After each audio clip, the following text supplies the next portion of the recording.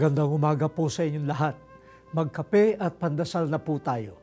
Ako po si Cardinal Chito Tagle ng Manila. Pagnilayan po natin, maging mahinay sa paghatol.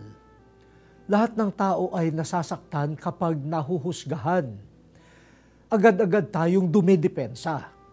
Ang pakiramdam natin ay hindi tayo lubusang kilala ng taong nanghuhusga sa atin. Kaya paano niya tayo mauunawaan? Mabuting balikan ang mga pagkakataong nasaktan tayo ng maling panghuhusga. At kapag naalaala natin ang mga karanasang iyon, mag-udyok nawa ang mga ito ng kahinahunan sa atin. Hindi rin natin ganap na kilala at nauunawaan ang puso ng ibang tao. Tanging Diyos lamang ang tunay na hukom dahil Siya ang nakababasa ng kalooban. Iwasan ang pagpapanggap na tayo ang Diyos. Mag-atubiling manghusga sa kapwa. O Diyos, Ikaw ang higit na makatuwiran.